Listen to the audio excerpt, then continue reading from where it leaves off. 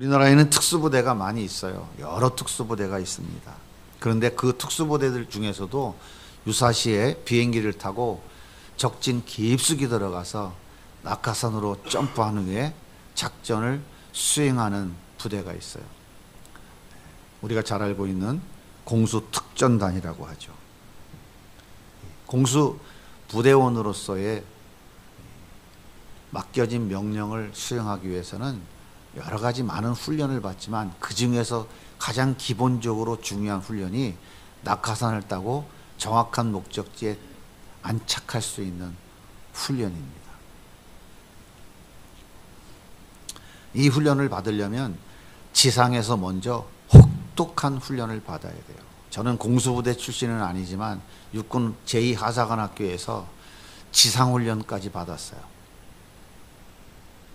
참 정말 지난 시간 돌아보면 다시 하라면 못할 것 같아요. 보통 강력한 훈련이 아닙니다. 그렇게 지상훈련을 마치고 나면 이제 모형 타워 위에 올라가서 뛰어내리는 지상훈련을 또 합니다. 그리고 이 훈련이 마쳐지면 실제 비행기를 타고 하늘로 올라가서 낙하산을 펼치고 내려오는 훈련을 하게 되죠. 이 모형 타워는 이렇게 생겼어요. 영어로 막타워라고 하죠. 군대 갔다 오신 분들 한 번쯤은 봤을 것입니다. 저 높이가 몇 메타인지 아세요? 예? 11m요? 11m입니다. 11m. 어떻게 방위들이 더 잘 알아? 여기 방이 많아요 지금. 저기 봐 지금 우리 송전사. 예. 제가 그래서 방이라 그러면 기분 나빠서 방특대라고 이름을 붙였습니다. 방위 특공대. 예. 심리적으로 인간이 가장 공포를 느끼는 높이가 바로 11m입니다. 예. 지상훈련을 마치면 하네스라고 하는 이 조끼 같은 장비를 입고 앞에는 보조 낙하산을 달고 저 위에 올라갑니다. 저 위에 올라가면 조교가 저기 안전줄을 목 뒤에다가 차크닥 걸어줍니다. 그리고 조교가 제일 먼저 저 막타워 위에 올라오면 제일 먼저 욕을 바가지로 하면서 하는 얘기가 야 임마! 아래 내려다보지 마. 제가 지금도 귀에 생각합니다. 이 욕은 상상을 초월하는 욕이에요. 무지막지한 욕을 퍼부으면서 아래 내려다보지 말라고 소리를 지릅니다. 그런데 인간의 심리가 올라가면 안 내려다보겠어요? 올라가는 순간 내려다보죠. 그 순간 다리가 후들후들 떨립니다. 후들후들 떨려요. 저도 후들후들 떨리더라고. 앞에가 깜깜하고 보이는 게 아무것도 없더라고요. 죽을 것 같아요. 여기서 오늘 죽을 것 같다는 생각이 듭니다. 그때 욕을 퍼붓던 조교가 이렇게 묻습니다. 애인 있습니까? 없습니다! 크게 하라고 말도 안 했어요. 하늘이 찢어지지 없습니다! 그러면 조교가 그 다음 명령을 내려요. 어머니 삼회복창. 신입사님 해보셨나요? 어머니 하셨어요? 애인 이름 불렀어요? 애 이름 불렀습니까? 해라라! 그러셨어요? 이걸 해본 사람만 알아요. 뭐 크게 하라 작게 하라가 필요가 없어요. 아래 내려보면 다리가 후두들 걸리는데 두려움, 그 공포를 이기기 위해서 어머니! 막 소리를 냅다 질리는 거예요. 그리고 나서 조교가 뛰어! 하면은 거의 대부분 뛰지 못합니다. 거의 대부분. 어떤 친구는 돌아서서 조교 다리를 확 붙잡고 조교님 살려주세요. 홀어머니가 집에서 기다리고 계세요. 살려주세요. 이러는 친구들이 있어요. 그럼 조교들이 억지로 뛰어서 발로 차서 떨어뜨립니다. 어떤 친구는 진짜 오줌 싸는 친구도 있어요. 어떤 친구는 부들부들 떨면서 제발 살려달라고 막타워, 그 타워 저 끝에 사진 좀 한번 보여줘 보세요. 저 막타워 끝에다가 이렇게 손을 잡고 이렇게 대롱대롱 매달려가지고 안 떨어지려고 이러는 친구들도 있어요.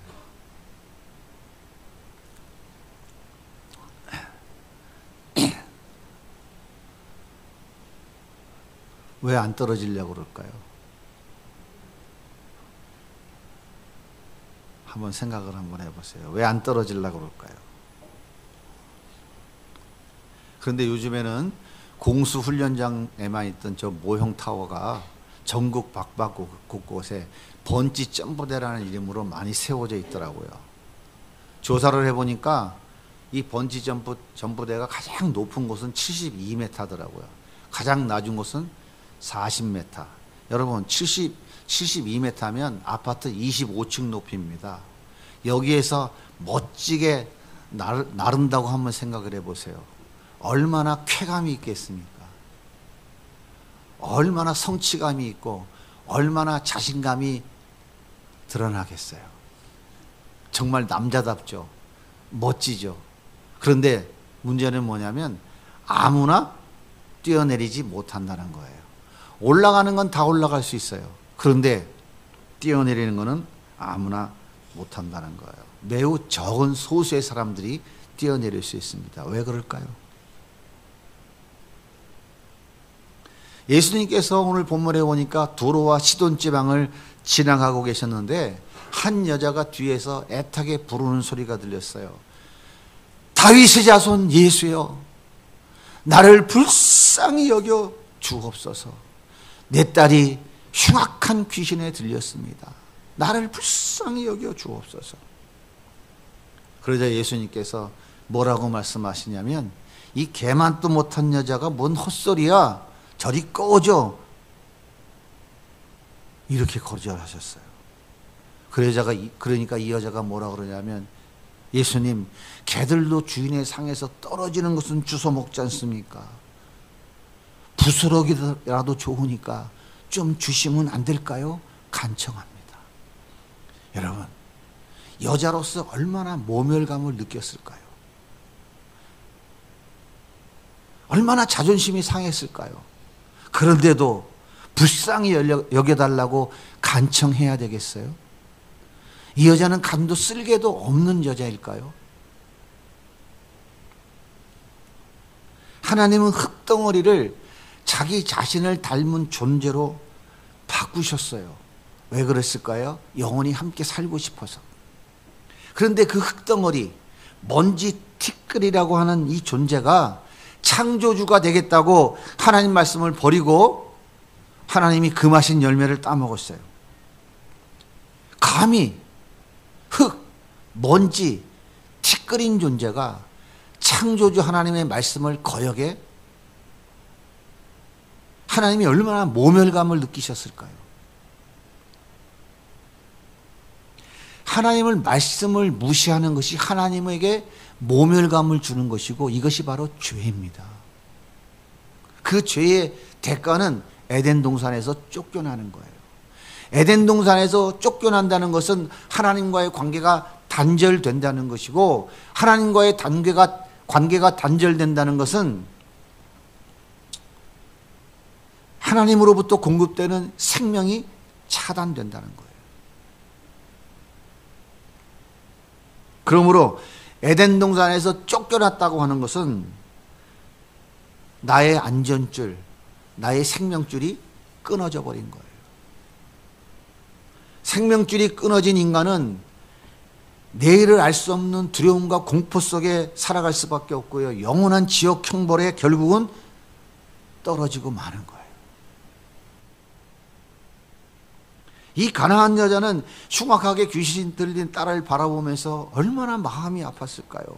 오늘 말씀 22절을 우리가 같이 한번 읽어보겠습니다. 가난한 여자 하나가 그 지경에서 나와서 소리질러 이르되, 주 다윗의 자손이여, 나를 불쌍히 여기소서. 내 딸이 흉악하게 귀신 들렸나이다 하되, 흉악하다라고 하는 단어는 비참하게, 심하게, 악하게, 그런 뜻이에요. 작년 캠프 때 중학교 3학년쯤 되는 한 아이가 열심히 저녁 집회 때 찬양을 하다가 뒤로 뛰쳐나가더니 뒤 출입문 앞에 그 후드티 모자를 팍 눌러 쓰고 귀를 손으로 막고 눈을 감고 고개를 푹 숙이고 부들부들 떨고 있었어요. 한눈에 봐도 이 아이는 귀신 들린 아이라는 느낌이 들더라고요. 그런데 순간 이 아이가 뛰쳐나가서 3층 예배실 난간을 붙잡고 뛰어내려고 하는 순간 청년들이 가서 붙잡았어요. 얼마나 힘이 센지 등치 큰 청년들 3명이 가서 겨우 뜯어냈어요. 그리고 들어다가 예배실 안으로 다시 데리고 들어왔습니다. 그리고 물어봤어요. 너 왜 뛰어내리려고 했니? 그랬더니 이 아이가 하는 말이, 내 안에서 누가 얘기하더래요. 너 집에 가고 싶지? 예. 그러면 뛰어내려. 뛰어내리면 너 집에 갈 수 있어. 이 얘기가 자꾸 들려서 저 집에 가고 싶어서 뛰어내리려고 그랬어요. 라고 대답하는 것입니다. 이 아이는 초등학교 다닐 때 엄마 아빠가 이혼했어요. 그 충격으로 그때부터 문 밖을 나가지 않았어요. 컵라면 끓여 먹고 치킨 쪼가리 주워 먹으면서 날마다 게임만 하면서 그 방에서 살았어요. 중학교 3학년이 되었는데도 여전히 학교는 다니지 않고 그렇게 살고 있었던 아이였어요. 아무도 이 아이를 통제할 수 없고 이 아이를 어떻게 해결해 줄 방법이 없었어요.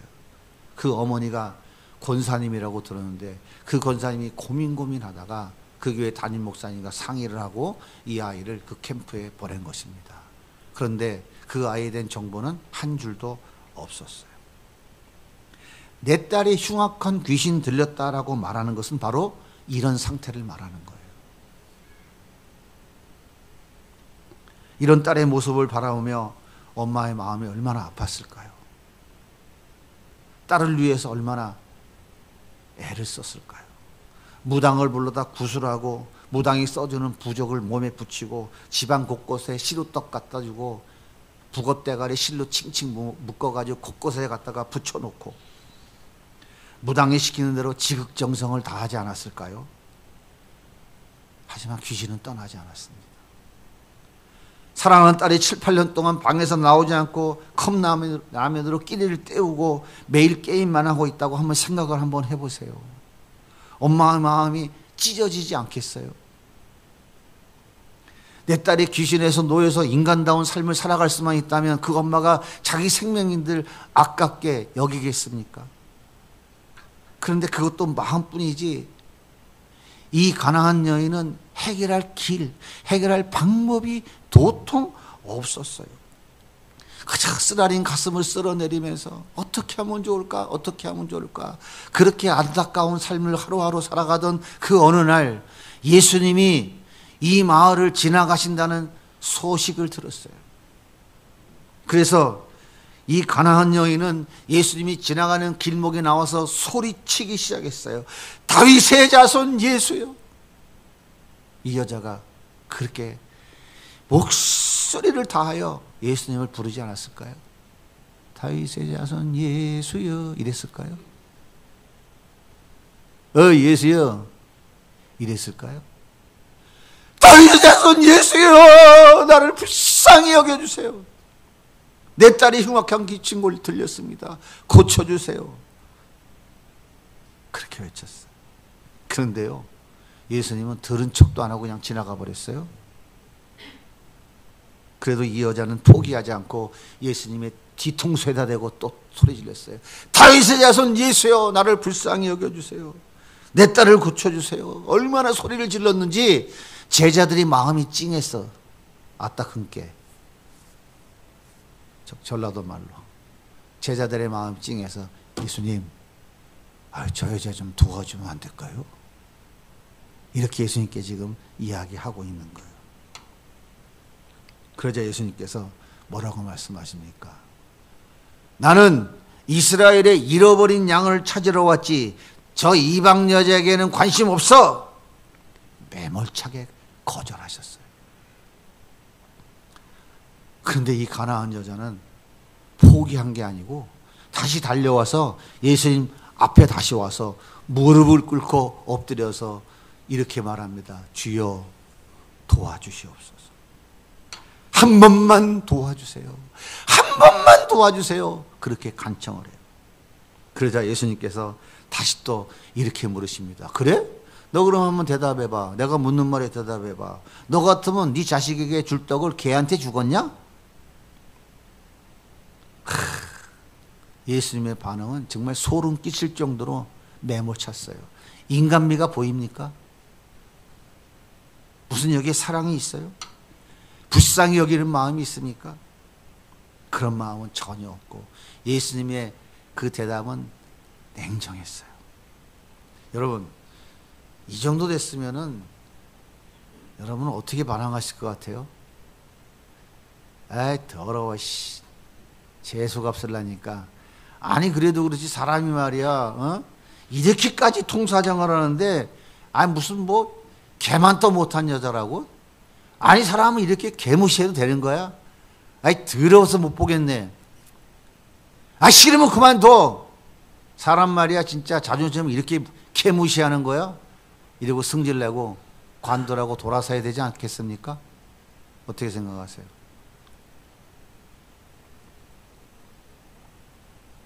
그런데 이 여자는 뭐라고 그러냐면 예수님 맞습니다. 예수님 말씀이 맞습니다. 저는 개맛도 못한 여자입니다.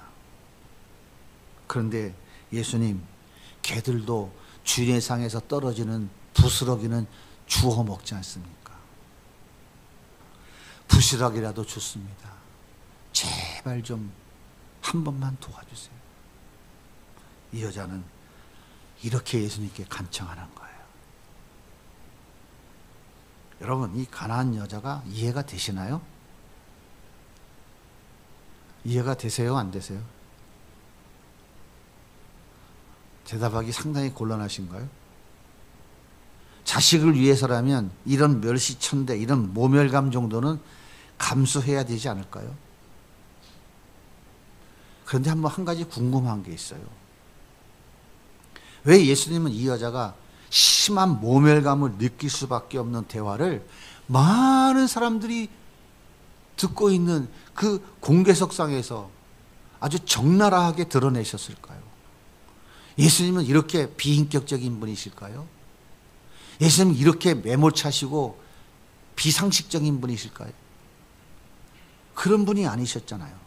그런데 왜 많은 사람들 앞에서 공개적으로 이 여자에게 개만도 못한 여자라고 이렇게 심하게 매몰차게 모멸감을 주실까요? 이방인들은 늘 이렇게 유대인들은 늘 이렇게 이방인들을 정죄했어요. 너희들은 지옥의 불쏘시감으로 하나님 만든 존재들이야. 이 더러운 것들아. 너희들이 무슨 구원이 있어? 헛소리 좀 하지 마. 늘 이렇게 이방인들에게 침을 뱉고 손깍질했어요. 예수님은 지금 유대인들이 하는 말이 옳다는 것을 공개적으로 확인시켜 주신 것일까요? 그렇다면 예수님의 의도가 뭘까요? 너희들 말이야 맨날 이런 자랑질하지? 우리 일주일에 2번 금식합니다. 10에 2조를 드립니다. 우린 저 세리와 같이 도덕질하지 않고 우린 청개와 같이 간음하지 않습니다. 우린 저 목자와 같이 안식일을 범하지도 않고요. 우린 저 고아와 가부들에게 밥도 잘 사주는 사람들입니다. 너희들 맨날 이런 거 자랑질하지? 이놈들아! 그렇다고 구원받는 것이 아니야. 너희들의 그 율법적 행위를 갖고 구원받는 게 아니야. 이 가나안처럼, 이 가나안 여자처럼 예수님 나는 개만도 못한 자입니다. 하시면 개들도 주인의 상에서 떨어지는 부스러기는 주워 먹지 않습니까? 예수님 먹다 남은 찌끄러기라도 좋으니 나에게 은혜를 베풀어 주세요. 예수님이 나의 생명입니다. 이렇게 예수님을 붙잡는 자에게 구원이 있다는 것을 설명하고 계신 거예요.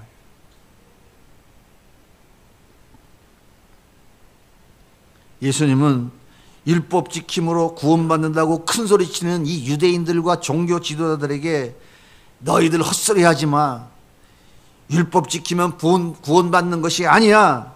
예수님만이 나의 생명이고 예수님만이 우리의 구원자입니다.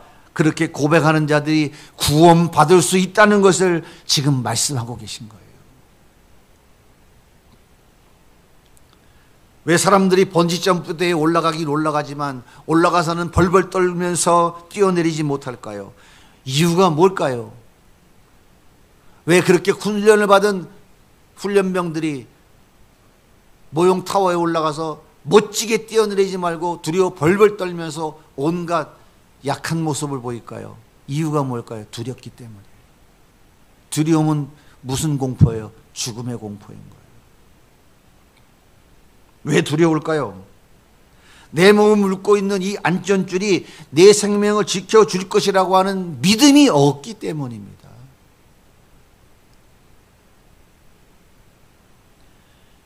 그렇다면 개맛도 못한 취급을 당하는 이 가나안 여자가 그 엄청난 모멸감을 느끼면서도 예수님 맞습니다.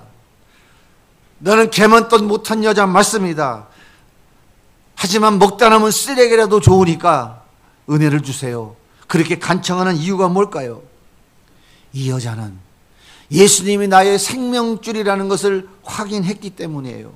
영원한 저주 속으로 떨어지고 있는 나의 생명을 지켜줄 생명줄, 그 안전줄은 예수님밖에 없다는 것이 믿어졌기 때문인 거예요.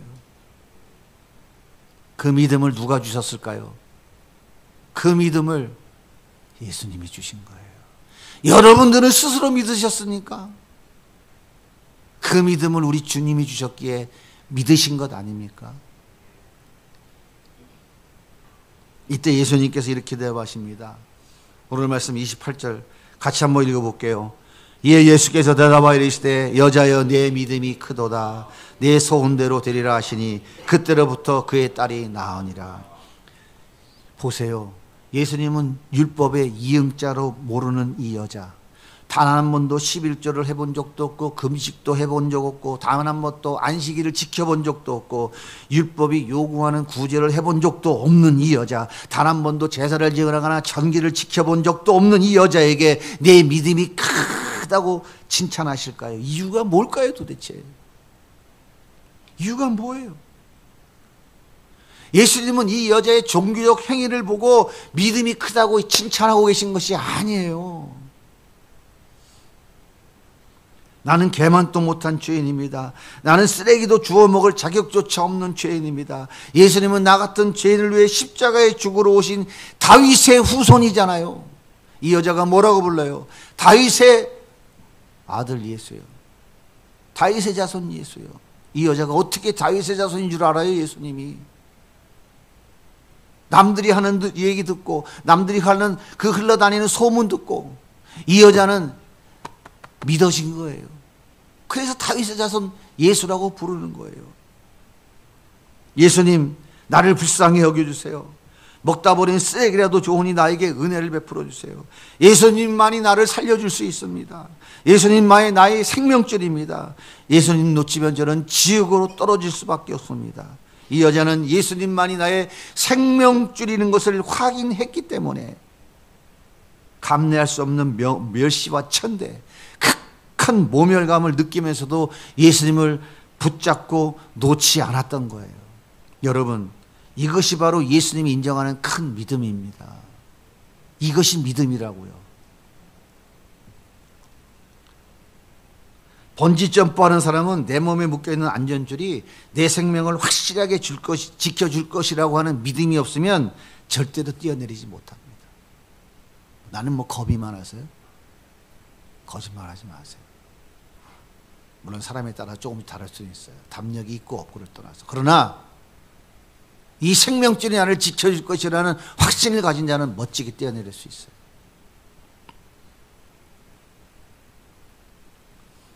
그래서 내 손으로 확인해보고 또 확인해보고 그리고 도움는 자들이 또 확인해 주는 거예요. 그렇게 확인되어졌을 때, 확신되어졌을 때 자신만만하게 뛰어내릴 수 있습니다.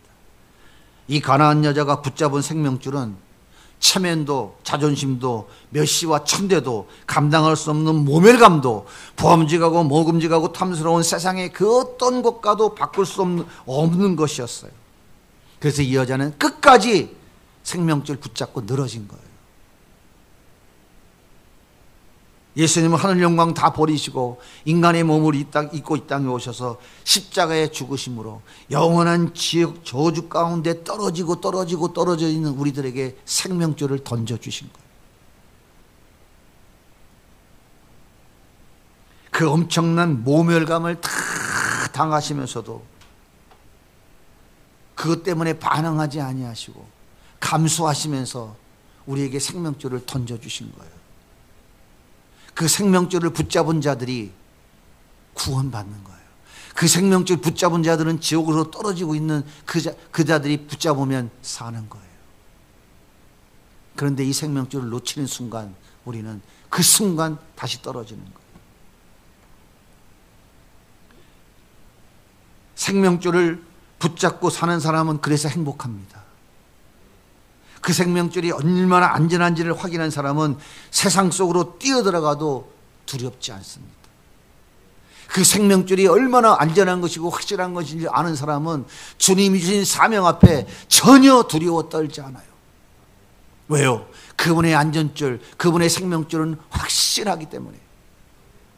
하지만 생명줄을 놓는 사람은 놓는 그 순간 모든 것을 다 잃고 맙니다.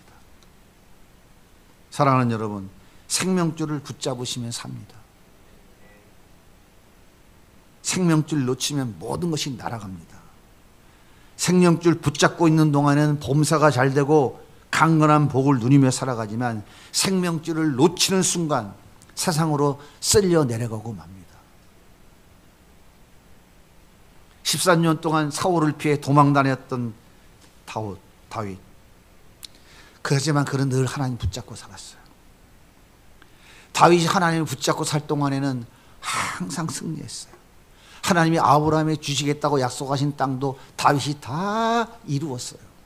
그런데 그래서 하나님이 다윗과 함께 계셔서 다윗이 어디로 가든지 승리했다. 이것이 다윗의 공식이었어요.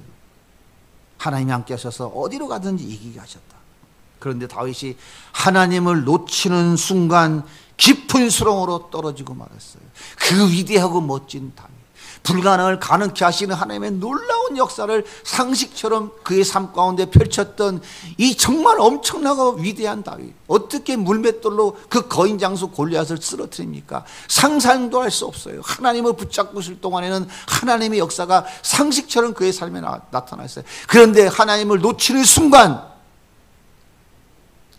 밧세바를 범했어요. 밧세바를 강간했다고요. 그리고 그의 남편 우리아를 전쟁터 일선에 내보내 죽여버렸어요. 살인 교사죄를 졌고 남의 가정을 완전히 깨부셔버리는 가정 파괴범으로 전락해버리고 말았어요. 하나님 붙잡고 있을 때는 항상 승리했지만 하나님 놓치는 순간 무지막지한 주의 수렁으로 지옥으로 떨어져 버리고 말았어요. 하나님은 그런데 수렁으로 떨어지는 다윗을 다시 살려주기 위해서 길목에 지키고 계셨어요. 그래서 나단 선지자를 보내셨습니다. 다윗은 나는 완전 무결해, 나는 완전 범죄를 이루었어. 1년 넘는 시간 동안 그렇게 자만하고 살았어요. 그때 하나님이 나단 선지자를 통해서 말씀하셨어요. 하나님이 나단 선지자에게 무엇을 주셨어요? 하나님의 말씀을 주셨어요. 하나님이 말씀으로 다윗에게 다시 찾아왔을 때 그 말씀을 들은 다윗이 그 하나님 말씀 앞에 무릎을 꿇고 회개하기 시작했습니다. 그리고 다윗이 눈물을 흘리면서 그 눈물을 병에 담으면서 하나님 앞에 철저히 회개하며 기도하고 매달렸던 핵심이 뭡니까? 주의 성령을 거두지 마옵소서. 찬양은 잘 부르시잖아요. 주님, 나를 버리지 마세요. 나를 떠나가지 마세요. 주님, 나는 다시 주님을 붙잡기 원합니다. 나를 제발 버리지는 말아주세요. 병의 눈물을 담아가면서 다윗이 기도했던 처절한 몸부림이 그거 한 가지였어요. 나를 떠나지 마라. 왜? 떠나면 영원히 죽을 수밖에 없다는 것을 다윗은 너무나 잘 알기 때문에 그렇게 눈물로 회개하고 다윗은 다시 하나님을 붙잡았습니다. 다윗이 늙어 이불을 덮어도 따뜻하지 않는 때가 됐어요. 그러자 신하들이 안타까워서 젊고 아리따운 여자, 이 얘기는 뭐냐면 최고 미인이다 그 말이에요. 젊고 아름다운 여자 수냄 여인 아비삭이라는 아가씨를 붙여 그의 침실에 넣어주었어요.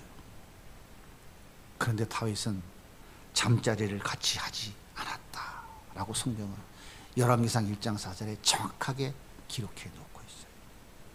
무슨 얘기입니까? 다윗은 아비삭을 여자로 보지 않았다는 거예요. 하체를 따뜻하게 해주는 의료 기구로 여긴 거예요. 하나님을 놓은 시간만큼은 완전히 죽음의 수렁으로 떨어졌지만 다시 하나님을 붙잡고 있는 시간 동안에는 여전히 하나님의 은혜 안에, 하나님의 그 도우심 안에 다윗이 살아가고 있었다는 것을 여실히 보여주고 있는 거죠.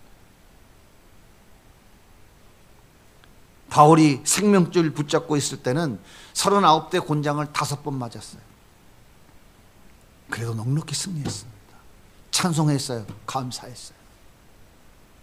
돌에 맞아 성 밖에 던져졌을 때 하나님이 다시 살려주셨어요. 그러자 다음날 다시 그 성에 들어가서 자신에게 돌을 던진 자들에게 예수의 복음을 전했어요. 어떻게 가능했을까요? 예수님 붙잡고 있을 때 가능해요. 바울은 천국에 가서 예수님도 만나고 온 사람입니다. 죽은 사람도 살리고 수많은 병자를 고치고 수없이 많은 기적을 나타냈어요. 로마의 차디찬 감옥에서 죽음을 기다리면서도 항상 기뻐하라, 범사에 감사하라, 그렇게 외쳤던 바울이었어요. 예수님 붙잡고 있는 시간 동안에는 두려움이 없었고 염려 근심이 없고 언제 어디서 무슨 일을 당해도 늘 평안함이 넘쳤어요. 그런데 어느 날 바울이 뭐라고 고백합니까? 오라, 나는 곤고한 사람이로다. 누가 이 사망의 늪에서 나를 건져줄까? 탄식해요. 무슨 말입니까? 예수님을 놓치는 순간 바울은 감당할 수 없는 죄의 수렁에 떨어지고 만다는 것을 체험하고 지금 탄식하고 있는 거예요. 야, 내가 예수님을 만나고 그 수많은 고난과 역경 속에서도 이렇게 기뻐하며 감사하고 살았지만 예수님을 놓치는 순간은 이 죄의 수렁으로 떨어지는구나. 역시 나는 죄인이구나. 이걸 어떻게 하면 좋을까? 탄식하고 있는 거예요. 그래서 바울이 그 인생 말년에 뭐라고 얘기합니까? 나는 죄인 중에 괴수입니다라고 고백하는 거예요. 아, 나는 어쩔 수 없는 죄덩어리구나. 나는 개만도 못한 쓰레기구나. 아, 예수님 놓치면 한순간 쓸려 내려가는구나. 예수님 도와주세요. 나를 불쌍히 여겨주세요. 매달려 기도할 수밖에 없었던 거예요. 사랑하는 여러분, 왜 두려움, 공포, 염려, 근심 속에서 허덕이며 살아갈까요? 안전줄을 믿지 못하기 때문이에요. 안전줄이 내 생명을 지켜준다는 확신이 없기 때문인 거예요. 그래서 생명줄 대신은 예수님을 놓아버리는 거예요. 이거 필요 없는 거고. 우리가 왜 예수님을 놓아버릴까요? 우리 생명줄 대신 예수님을 순간순간 놓아버릴까요? 보암직하고 먹음직하고 탐스러운 것을 붙잡으려니까 뭘 놔야 돼? 예수님을 놓을 수밖에 없는 거예요. 이거 붙잡으려면 이거 놔야 된다니까요. 이거 붙잡는 순간 예수님을 놓치죠. 그 순간 세상의 헛된 욕망 속에서 허우적거리며 절망과 좌절의 깊은 늪속으로 떨어질 수밖에 없는 거예요. 10년, 20년, 30년 그렇게 살다가 세상 떠날 때쯤 됐을 때 권사님 오늘 하나님 부르시면 천국 가실 수 있겠어요? 라고 물으면 뭐라고 대답한다고요? 글쎄요, 가봐야 알죠. 제가 너무 많이 들었어요. 너무 많이 들었다고. 사랑하는 여러분, 예수님 꼭 붙잡으세요. 절대로 놓치면 안 됩니다. 근데 여러분들이 속으로 그러잖아요. 아니 목사님 누가 놓고 싶어도 나요? 그게 쉽습니까? 따지고 있죠? 좀 따져보세요. 맞아요, 틀려요? 맞아요, 틀려요? 아닌 척 하니까 종교인인 거예요. 아닌 척 하면. 맞아요, 틀려요? 해보니까 돼요, 안 돼요? 잘 돼요, 안 돼요? 대답을 안 하네요? 계속 종교인 하실래요? 잘 돼요, 안 돼요? 쉽지가 않죠. 저도 압니다. 저도 쉽지 않다는 걸 아니까. 그래서 절망이 밀려와요. 그런데요, 괜찮습니다. 왜 괜찮을까요? 절망하셔야 돼요. 절망을 해야 돼요. 절망을 많이 해야 돼요. 절망해야 우리가 얼마나 더러운 죄인인지를 깨닫게 돼요. 절망해야 우리가 얼마나 교만하고 악한 죄덩어리인지를 깨닫게 된다고요. 근데 문제는 뭐냐면 절망하지 않는다는 거예요. 절망하고 계세요? 절망하고 계시냐고요? 그런가 보다. 그게 뭔데? 그게 뭐요? 교회 가서는 아닌 척하고 그냥 거룩한 척하고 하면 되고 밖에 나가가지고는 오케이 좋다 하고 살면 되는데 익숙하잖아요. 익숙해요? 안 익숙해요? 그죠? 그러니까 절망이 돼야 안 돼요. 절망은 어떨 때 절망하냐면 주님 붙잡고 놓치고 싶지 않은데 정말 이것 때문에 이런 상황이 닥치면 이게 흔들리네요. 주님 놓치고 싶지 않은데 내가 그냥 이런 문제가 생기면 그냥 막 못 견뎌가지고 내가 놓치게 되네요. 이번에도 해봤는데 이번에도 해보고 오늘도 해봤는데 이거 도대체 내가 내 힘으로 안 되네요. 지금 결단하고 놓친 것만 해도 몇 번이에요. 술을 해야 될 수도 없네요. 주님 저는 안 될 것 같아요. 전 이 절망의 늪에서 벗어날 길이 없어요. 자, 이렇게 절망해 보신 분이 있으면 한번 손 들어 보세요. 오늘 척사대에 무조건 1등 하실 거예요. 문제는 뭐냐면 절망은 안 한다는 거예요. 우리는 스스로 합리화시키고 스스로 괜찮다고 여기고 그 다음에 모든 책임을 누구한테 돌려? 남에게 돌리는 거예요. 내가 어릴 때부터 뭐 집안이 이랬는데 뭐 어쩌고 저쩌고 뭐 온갖 그걸 다 끄집어 들어가지고 어떻게든 남에게 책임을 전가하려고 그래요. 그게 아담과 하와가 한 짓이에요. 그러니까 나의 잘못은 하나도 없고 전부 남 탓이야. 전부 남 탓이야. 그러면 자기를 합리화하면서 나는 괜찮아. 그러면서 또 뭐라고 얘기하냐면 하나님이 다 용서해 준다고 했으니까 회개하면. 회개가 뭔지 아세요? 다윗처럼 그 인생 말년에 최고의 아리따운 여자를 침실에 넣어줘도 너는 의료기구야. 넌 여자가 아니야. 여기까지 가는 게 회개예요. 같은 일을 반복하지 않는 게 회개라고요. 오늘 회개하고 돌아서 똑같은 반복되는 죄를 계속 짓는데 그게 회개입니까? 주님을 멸시하는 것이지. 그게 아니에요. 절망하면 절망할수록 나는 안 되는구나. 예수님, 내 손 놓지 말고 붙잡아 주세요. 예수님을 붙잡게 돼요. 절망하면 절망할수록 예수님 없이는 안 되는 것을 더 깊이 깨닫는 거예요. 그러면 무릎 꿇지 말라 해도 무릎 꿇게 되어 있어요. 바울처럼 오호라 이 사망의 늪에서 누가 나를 건져줄꼬 탄식하게 돼요. 그러면 개만도 못한 죄인에게 쓰레기라도 좋으니 은혜를 주옵소서. 그렇게 주님 앞에 매달리게 돼 있는 거예요. 몸부림치며 주님 내 손 잡아주세요. 내가 주님 손 놓으려고 그럴 적에 주님이 좀 잡아주시면 안 될까요? 왜 매번 내가 놀라고 할 때마다 가만 계세요? 좀 잡아주세요. 몸부림치며 기도하게 되는 거예요. 절망하세요. 절망 좀 하시라니까요. 늘 승리한다고 자랑하지 마시고 늘 절망 좀 해보세요. 내 힘으로 주님 손 붙잡을 수가 없네요. 주님 나를 좀 도와주세요. 그러면 겸손해질 수밖에 없고 낮아질 수밖에 없고 이 여자처럼 무릎을 꿇고 엎드려서 주님께 주여 도와주시옵소서 라고 고백할 수밖에 없는 거예요. 예수님은 우리의 가장 튼튼하고 확실한 생명줄입니다. 그분은 세상의 그 어떤 곳과 비교할 수 없는 우리의 안전줄이에요. 그 예수님 붙잡고 살아갈 때에 우리에게 진정한 자유가 시작됩니다. 여기에서 주님이 주시는 은혜와 복을 누리기 시작하는 거예요. 여기에서 주님의 청지기로 쓰임받는 새로운 역사가 시작됩니다. 생명줄 되시는 예수님 붙잡고 날마다 자유로움과 평안을 누리며 살아가는 우리 성도님들이 다 되시기를 예수님의 이름으로 축복합니다.